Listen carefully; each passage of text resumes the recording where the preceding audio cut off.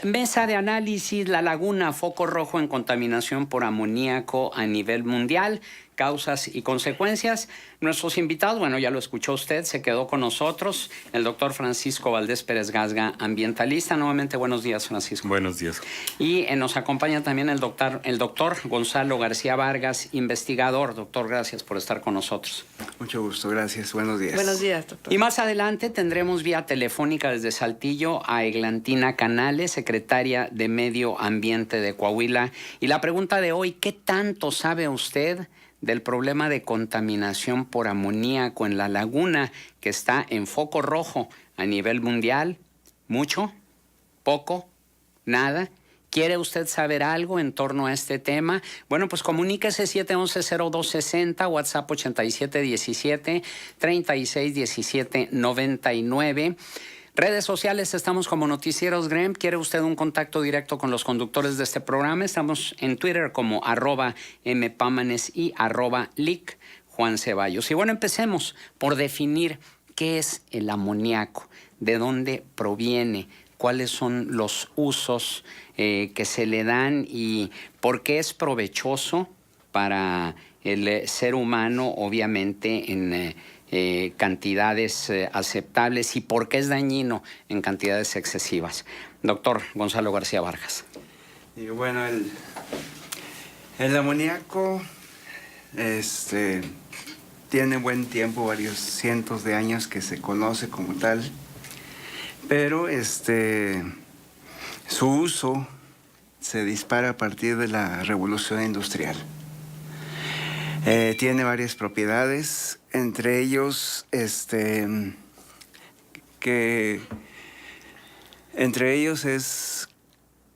que sirve como refrigerante, también sirve como bactericida. Okay. Y es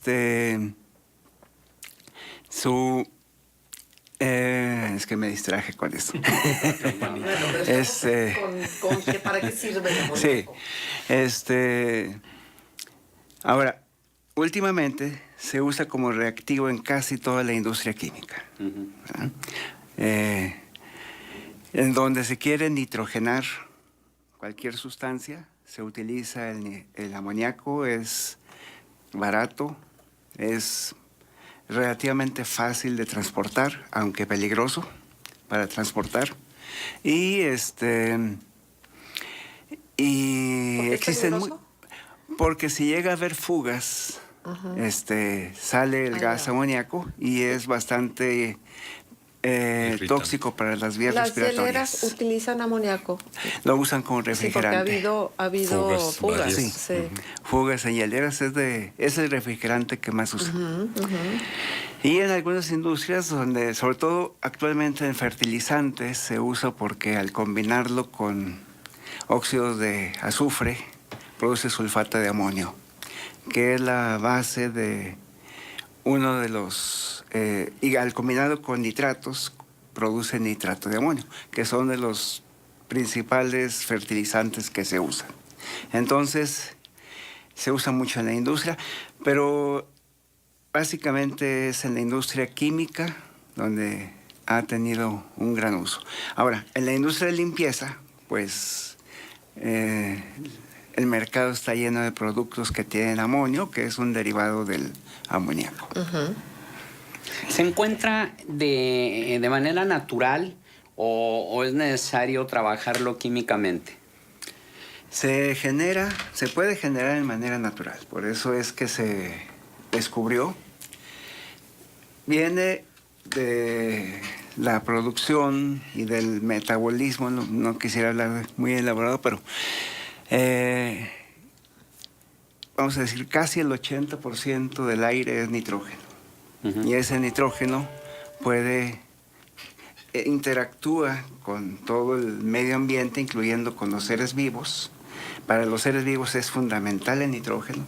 Y entonces al entrar en esa interacción con los seres vivos y la atmósfera y todos los microorganismos, empieza tanto a oxidarse, que es a formar nitritos y nitratos, o a reducirse y se forma el amoníaco y el amonio. Entonces,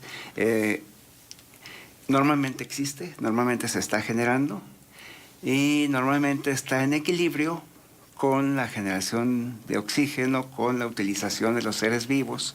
Entonces, por eso es que antes de la revolución industrial no representaba ningún peligro. Actualmente tampoco yo creo que es un gran peligro, sino el problema es lo que representa. ¿La orina provoca? Sí. ¿Es la ahí orina, donde? Sí. las heces, Ajá. los cadáveres. Los cadáveres también. Todo lo que tenga nitrógeno entra en un proceso de movilización y puede liberarse. Pero la orina no es porque haya una situación de enfermedad, sino de manera natural normal. se liberan partículas de amonio. Tenemos una buena cantidad de urea en la orina y la urea, al entrar en contacto con organismos, ellos empiezan a reducir, a transformar químicamente la urea y la pueden liberar como amoníaco o como nitritos. Evidentemente, una vaca que orina no sé cuánto cada vez que orina, pero son cantidades industriales, está generando constantemente amoníaco. Está generando amoníaco, pero también los desechos también sólidos, o sea, las heces también, al entrar de nuevo en ese metabolismo de todos los seres vivos, se convierte en distintos derivados de nitrógeno, entre ellos el amoníaco. Ahora, Francisco, ¿por qué está la laguna en foco rojo a nivel mundial? Bueno, es un estudio que hicieron un grupo de investigadores de Bélgica y Francia y que salió publicado muy recientemente en la revista Nature, que es una de las revistas de mayor prestigio en el mundo científico, y que hicieron análisis de imágenes satelitales y encontraron dónde había puntos del planeta Tierra donde se estaba generando mucho amoníaco. Y entre los primeros lugares pues está Torreón, ¿no? Hay otros. ¿Derivado de qué? El mismo artículo decía que puede ser derivado o de la industria ganadera, que esto no es nada más vacas, es también pollos. No olvidemos que aquí hay más de 20 millones de pollos y gallinas en la comarca lagunera, y 500,000 de vacas lecheras y quizá otro tanto de vacas de carne. O sea, la industria ganadera es una y la agricultura industrial que hace un uso intensivo de los fertilizantes. Entonces yo creo que eso es lo que nos representa ahí. Curiosamente, cuando ves otro de los primeros lugares está en el sur de California, que es la principal cuenca lechera también de los Estados Unidos, y se lo adjudican a lo mismo. Entonces yo pienso que, como dice el doctor García Vargas, no es peligroso en sí lo que nos pueda afectar a nuestra salud directamente, pero sí está representando un problema que no le hemos puesto atención. ¿Y el problema dónde está? O sea, si no es peligroso para nosotros, ¿para qué es peligroso? Quizá en la escala inapropiada de la industria lechera, que es peligrosa para nosotros por la cuestión de la explotación del agua, la generación de heces, la contaminación biológica. Sí, pero específicamente en la generación de amoníaco. O sea, ¿dónde está el peligro? ¿Para quién es el peligro? No, la generación de amoníaco es lo que estoy diciendo. Probablemente no sea un peligro directo, pero sí representa un problema subyacente. Una industria demasiado grande que está generando. Yo creo que aquí hay que revisar, hay que ser muy críticos. O sea, este artículo surge de la utilización, se hizo una alianza europea para utilizar todos los satélites de tipo meteorológico e ir integrando bases de datos. De hecho, el artículo trae ligas para ver también, están haciendo estudios globales de dióxido de carbono, de ozono, a nivel troposfera, no a nivel de suelo. Pero, o sea, es un estudio más amplio, pero el que empezó a dar lo que ellos le llaman hotspot, o sea, sitios muy concentrados de todos esos contaminantes, fue el hidróxido de amonio. Y lo encontraron precisamente en sitios donde hay una hiperexplotación. De hecho, los primeros 5 sitios son relacionados con agropecuarios, pero hay otros sitios que también son industriales, y de industria de carbón. Entonces, el estudio no tiende a ser un estudio de salud. O sea, eso hay que tenerlo claro. O sea, no es un estudio hecho por gente dedicada a salud, ni a ver el peligro de poblaciones humanas, sino es para tener visión general de varias sustancias que se generan por actividades antropogénicas. ¿Verdad? La agricultura intensiva es una actividad antropogénica. Entonces, en ese contexto está el artículo, no está con la idea de denunciar ni de satanizar. Sí, no. O sea, el artículo es, ellos están revisando, de hecho hay varios artículos que en su página del IASI, que es donde se concentra toda esta información, donde el autor forma parte de este grupo, han sacado sobre monóxido de carbono, dióxido de carbono, ozono, metano, pero todos tienden, por lo que yo vi, todos tienden a tener una distribución muy general. Pero el amoníaco fue el que empezó a tener esa distribución muy concreta, porque luego se dispersa, entonces rápidamente pueden identificar las fuentes. Bien, vamos a hacer una pausa, son las 9 de la mañana con 19 minutos, 18 grados centígrados de temperatura en el centro de Torreón y continuamos con esta mesa de análisis, La Laguna, foco rojo en contaminación por amoníaco a nivel mundial. Siga con Continuamos nosotros. En esta mesa de análisis, La Laguna, foco rojo en contaminación por amoníaco a nivel mundial.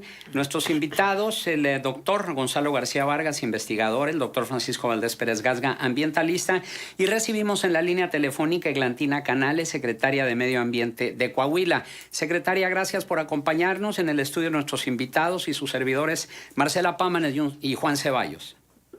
Mucho gusto de saludarlos a todos. Muy buenos días a todos, estimados amigos. Y bueno, pues para conocer, secretaria, ¿qué está haciendo la Secretaría de Medio Ambiente de Coahuila en torno a esto que es considerado como un foco rojo, de acuerdo con algunas fuentes, en materia de contaminación en nuestra comarca lagunera? Mire, realmente no hay un trabajo hecho, sino hay una serie de cosas que tenemos que empezar a implementar. ¿Cuál es el problema con los altos niveles de amoníaco que tenemos en la región y también con otros índices de contaminación? Pues el tipo de actividades básicas que se llevan en la región, entre ellas la ganadería, con un uso de ganado con un enfoque de producción de leche, aunque también al día de hoy ya tenemos una producción de carne muy amplia y la instalación de muchos sitios de engorda que vienen a complicar aún más la producción de este material.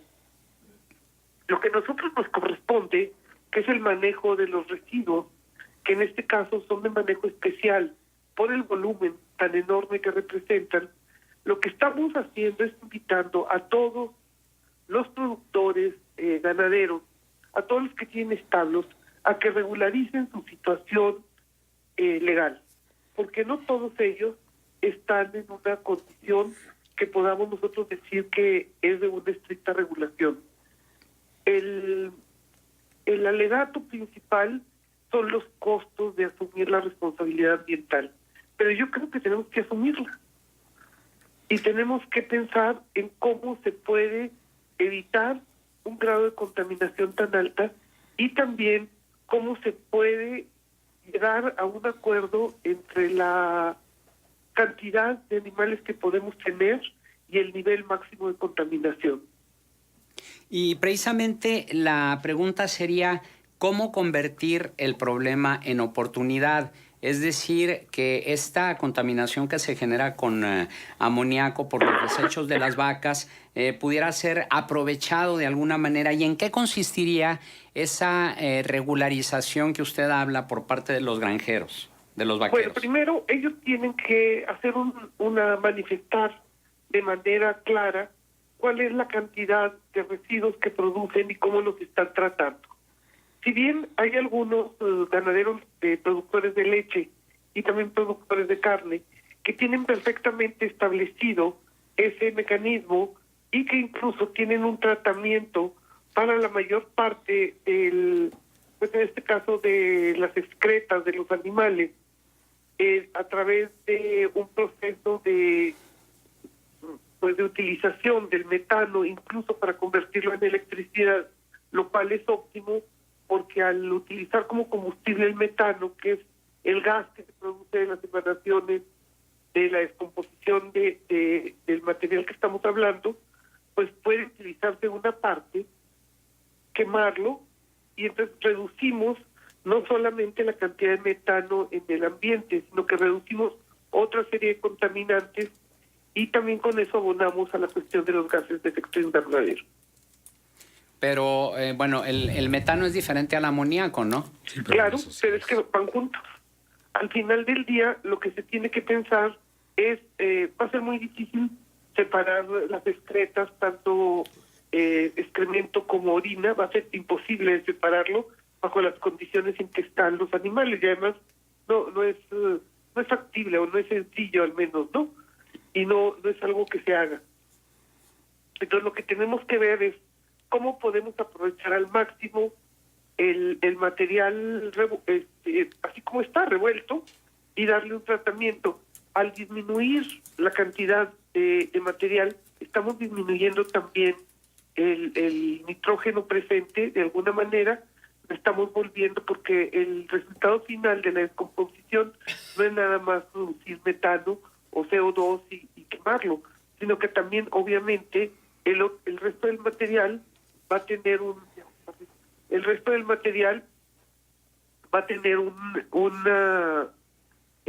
una descomposición, y ahí va también el nitrógeno, y entonces ya se puede pensar en un proceso de descomposición que nos dé un producto que tenga una utilidad real,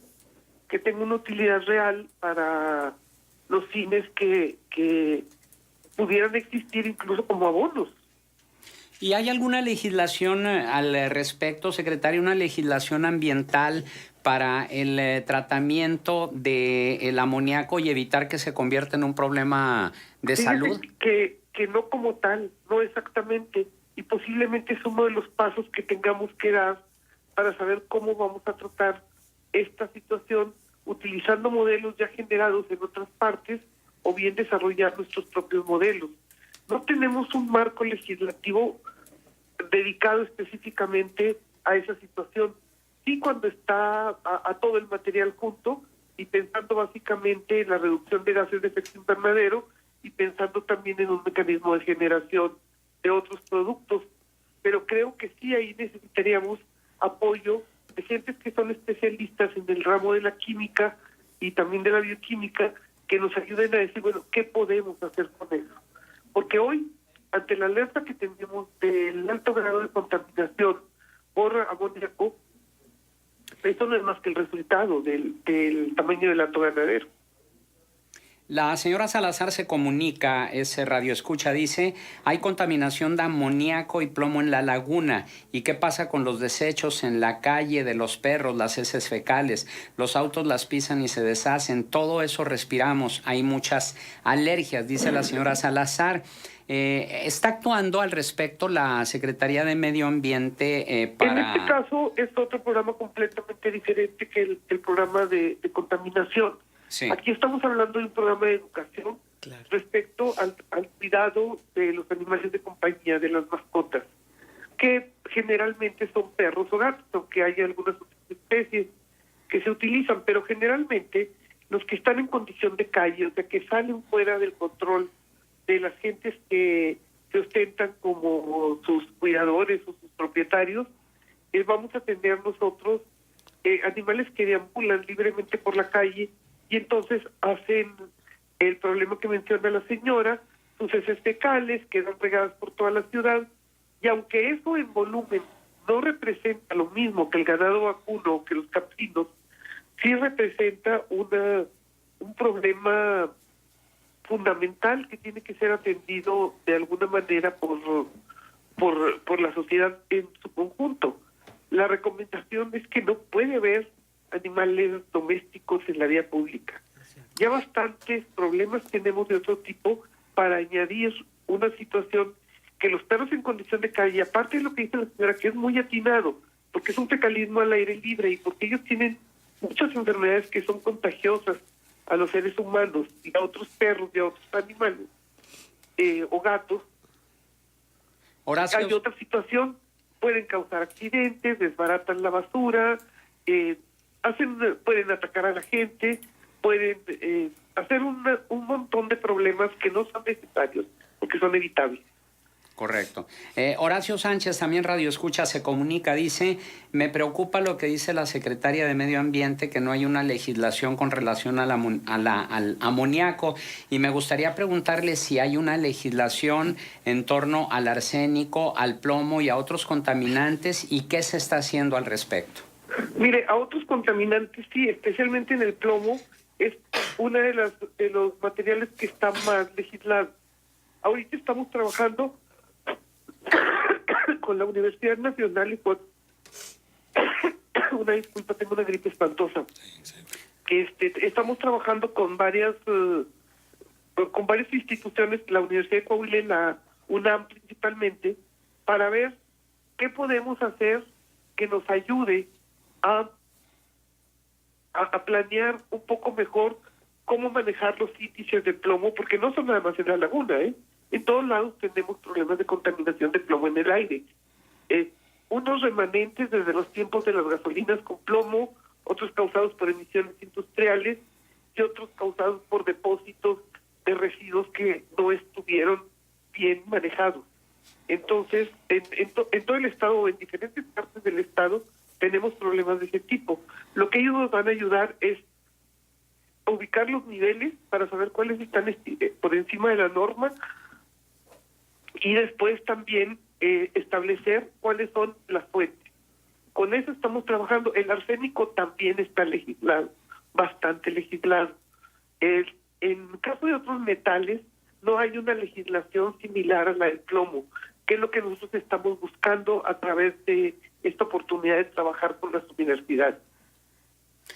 Entonces, sí está haciendo algo la Secretaría de Medio Ambiente, digamos, alguna labor de cabildeo, así como usted lo dice con las universidades, pero también con el Congreso local para poder preparar alguna iniciativa al respecto. Claro, pero necesitamos tener una información más clara de saber cuál es el nivel del problema para poder presentar que el Ejecutivo presente una iniciativa relacionada con ese tema, que ahí sí podemos tomar información de otros países en donde veamos cómo manejan sus niveles de contaminación por otros materiales en el aire diferentes a los que ya están legislados o en el agua.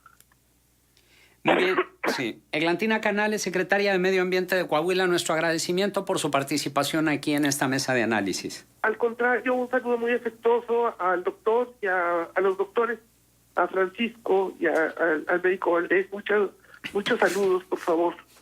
Claro que sí, ya le escuchamos. Saludos. Muchas gracias. Y bueno, se comunica también Carlos A.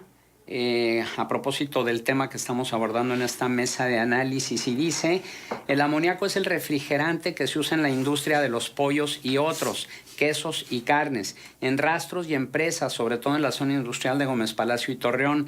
Es un químico muy barato y, a decir de otros refrigerantes, pero muy inflamable, venenoso y explosivo. Una fuga puede ocasionar lo inimaginable. Postdata: la mujer en la noche puede ver como un gato y oler como un sabueso, oído finísimo y el gusto súper fino. Su piel es muy sensible y habla con fluidez. Su visión es de alta definición y nos vemos en cuadrado, dice Carlos A. Bueno, continuamos con este tema luego de una pausa. Son las 9 de la mañana con 36 minutos. Le recordamos la pregunta: ¿qué tanto sabe usted del problema de contaminación por amoníaco en la laguna que está en foco rojo a nivel mundial? Tenemos más participación del auditorio. Gracias por comunicarse. Y esto es lo que nos dice Miguel Ángel Soto. Quisiera que el pensamiento científico de los invitados, que no está de ninguna duda y son de alta calidad profesional, me dijeran si realmente es alarmista hablar de foco rojo, o debemos preocuparnos, o a qué nivel estamos. A ver, a mí me gustaría aclarar esto. Este artículo, como ya lo dijo Gonzalo, no es una voz de alerta, no tiene que ver con la salud pública, es simplemente un análisis de este gas en la atmósfera del mundo. El amoníaco atmosférico no representa hasta ahorita, eso es lo que se sabe, un peligro inminente a la salud pública. Probablemente esta idea de alarmismo se vea porque traducimos hotspot, punto caliente, como foco rojo. Es la traducción que se le daría, digamos, al español, ¿no? Un punto álgido donde está muy concentrado. Con una connotación muy diferente, porque aquí en foco rojo sí causa alarma. Y el hotspot Pues no. hotspot también, si te dicen es un gas que está muy concentrado ahí, pero no es a niveles que vaya a poner en peligro la salud humana. El amoníaco no es una cosa muy agradable que digamos, como ha atestiguado los vecinos de la industria hielera cuando ha habido fugas aquí. De hecho, hay una funcionaria de Gómez Palacio que hasta la fecha tiene secuelas por haber acudido a una fuga de estas hace 8 o 9 años. Y haberse visto expuesta al amoníaco, y todavía tiene una tosecita ahí como secuela de haberse expuesto de esa manera. O sea, es algo que sí es muy tóxico y sí es de mucho preocupar si ocurre de una manera muy concentrada a un lado de tu casa, ¿no? Pero este artículo en particular no trata de eso. Ahora, yo no sé si en el futuro... otra cosa también, el amoníaco no es un contaminante criterio para la legislación de calidad del aire, ¿no? Por eso es que decía ahorita la secretaria de Medio Ambiente que no hay legislación con respecto al amoníaco, no es parte de los contaminantes criterio. Yo no sé si en el futuro se le vaya a considerar, porque si estamos respirando monóxido de carbono y dióxido de carbono y óxidos de nitrógeno y todas estas cosas, y benceno y todos los compuestos orgánicos volátiles y encima el amoníaco, que no es muy bueno, no sé si en el futuro lo vayan a ver también como la gota que derrama el vaso y haya necesidad de legislarlo. Pero hoy por hoy no. Por ahora no. ¿Y se acumula? Pues no creo, porque... No, es muy reactivo. O sea, por eso es de que... O sea, ahorita les decía que estudiaron varios contaminantes, pero el que sí sale así muy focalizado es el hidróxido de amonio, porque luego se inactiva. Ah, se inactiva. Se inactiva. Entonces, identifica muy bien las fuentes. Tal vez el valor de este artículo es que delimita dónde hay fuentes de contaminación. Ajá. Por actividades agropecuarias, por actividades industriales, por quema de carbón. Entonces, o sea, porque otra fuente es también la quema de combustibles fósiles, del amoníaco.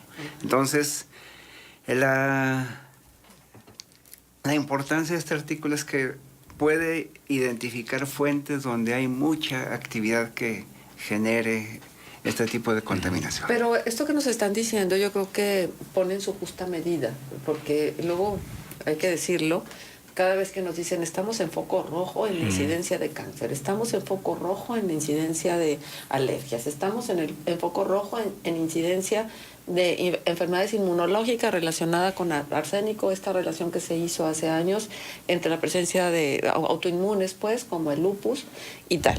Y entonces vienen y nos dicen, foco rojo, amoníaco, y entonces, bueno, pues también el foco rojo se prende nosotros, ¿no? Porque decimos, bueno, todo lo que hemos venido sumando, esta situación del plomo, esta situación del arsénico, esta situación de los contaminantes en el aire, porque ni siquiera tenemos a ciencia cierta un parámetro que nos permita decir la calidad del aire en la comarca lagunera es esta. Entonces, creo que por ahí hay la urgencia, porque lo que no se mide no puede ser mejorado. Claro. Claro, pero fíjate que ahora los sistemas satelitales están sirviendo como una herramienta muy importante para ver esto. No nada más me refiero a este artículo. Hay una aplicación que se llama Breezer para los teléfonos celulares, donde dice la calidad del aire donde tú estés sobre la faz de la Tierra, usando imágenes satelitales. No es muy exacto porque no es una medición in situ, pero sí te da una idea. Por ejemplo, cuando hay una tolvanera, de inmediato el Breezer te dice que hay una mala calidad del aire. Quien ha estado últimamente estudiando estas aplicaciones, estas apps para ver calidad del aire es Susanne Stens. Y ella tiene mucha información al respecto. Fue la que me llamó la atención sobre esta aplicación Breezer, que parecía casi cosa de magia. Por eso yo decía en un principio que no es de preocupar por sí mismo el artículo sobre el amoníaco que se genera mucho aquí, pero sí es de considerar, porque es un representante de otros problemas subyacentes. Una industria agropecuaria fuera de escala, demasiado grande, que produce amoníaco que no nos causará daño, pero produce muchas otras cosas y consume muchos otros recursos. Pero, ¿quién establece que es demasiado grande? Los niveles del manto freático, por ejemplo. Eso ya te está diciendo, estás sobreexplotando un recurso, estás teniendo una industria que está acabándose un recurso. Eso ya te está diciendo es demasiado grande, está fuera de escala. Ahora uno entiende por qué está fuera de escala. El clima aquí, con todo y que no es el mejor para unas vacas que evolucionaron en el delta del Rin, no hay parásitos que afecten a las vacas como sí los puede haber en Veracruz, en donde hay más agua, pero hay más enfermedades, ¿no? Entonces aquí es un clima muy benéfico por el lado de las plagas y los parásitos. Pero yo creo que eso es lo que te dice cuando te estás pasando de la raya, el consumo de los recursos. Hablaba la secretaria de Medio Ambiente, Eglantina Canales, sobre las acciones que están realizando algunos productores agropecuarios, algunos productores lecheros, para aprovechar las heces de las vacas a través de biodigestores. Y ayer que platicábamos contigo, Francisco, para hablar sobre el tema del programa, precisamente tú aclaraste una idea errónea en algunos, en el sentido de que, bueno, estos biodigestores pueden ayudar precisamente a minorar el problema del exceso de amoníaco en las heces de las vacas. Sin embargo, tú hacías la aclaración de que es diferente, son gases distintos. Y que son harinas de costales diferentes. Sí, el biodigestor está hecho directamente para transformar el metano en dióxido de carbono. Ajá. ¿No? De eso se trata, para eso se hace el biodigestor, y para bajarle el metano es 25 veces más potente como gas de efecto invernadero que el dióxido de carbono. Entonces para eso se hacen los biodigestores, no necesariamente para transformar el amoníaco. Y la prueba de que no lo tratan es que aparezca en el satélite que aquí se produce mucho amoníaco, ¿no? Y ahí la pregunta que le hacíamos a Eglantina Canales, no sé si alguno de ustedes pueda responderla, en el sentido de cómo convertir el problema en oportunidad. Hay también productores lecheros que están produciendo composta con las heces de la vaca, y la composta para usarla de fertilizante. Y el compuesto clave del fertilizante pues es el nitrógeno. Entonces ya no se va como gas amoníaco, sino que se incorpora al suelo como fertilizante. Esa podría ser una. Lo que yo tengo mis dudas, habría que hacer los cuentos, es que si las heces de 1 millón de vacas entre carne y leche puede ser aprovechado, o es demasiado, o sea, va a ser tanto fertilizante que no va a haber dónde, no va a haber tierra suficiente donde poner. Bueno, se vende. Yo creo que el problema que describe este artículo, si vemos las imágenes de las figuras, o sea, lo que este artículo dice es de que hay puntos donde la producción y la generación de una actividad agropecuaria o industrial está muy por encima de todo el resto. Eso es lo que está diciendo. O sea, en la región lagunera la generación de amoníaco es la más alta de todo México. En todo México no hay un hotspot más que aquí. O sea, no salió otro hotspot. Yo he tratado de ver en todo México porque muestran las imágenes de todos lados. Entonces, no, el único punto rojo que se ve claramente que está generando kilogramos de amoníaco por hora en ciertas unidades, y que lo hace por 9 años, que esa es otra cosa que también tenemos que ver. O sea, es una composición de 9 años, y cada vez es mayor. En el caso de Torreón está ahí la figura.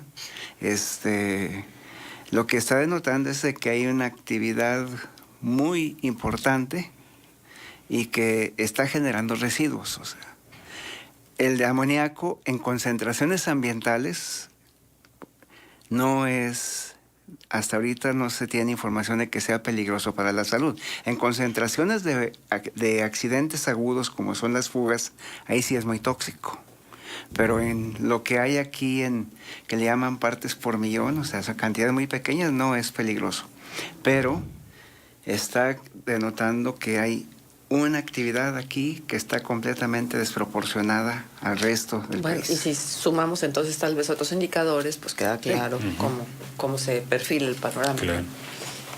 Entonces, en ese sentido, vamos a verlo como un problema holístico, es decir, es lo que el amoníaco aunado a todos los demás factores que tiene la producción agropecuaria, pues debería ocupar aún más a las autoridades. ¿no? Claro, claro. ¿Y en qué sentido? Es decir, porque hemos visto el problema del abatimiento de los mantos acuíferos desde años, desde décadas. Hemos visto el problema de la contaminación por plomo, hemos visto la contaminación del aire, del agua, de la tierra, de los productos químicos, el DDT, los pesticidas, los plaguicidas, etcétera. El problema ya se sabe, pero ¿qué se está haciendo? Esa es la pregunta, doctor. Mira, en algunos se han hecho algunos programas, por ejemplo en el caso del plomo, y ha habido una vigilancia mayor para que se disminuyan las emisiones. Sin embargo, pues la fuente ahí está, entonces tiene que ser controlada y está siendo controlada. Bien. En el caso del arsénico es más complejo, porque no es una fuente única o ubicada, sino es todo un problema del entorno ambiental que tenemos y que es natural. Eso hace que sea más complejo la administración de problemas, pero yo creo que se puede hacer mucho.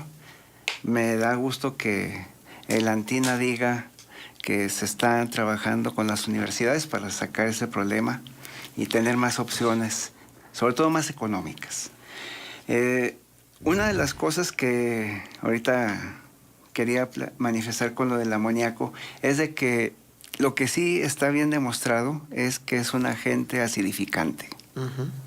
Entonces, acidifica suelos y acidifica el aire, y cuando llueve, acidifica lluvia.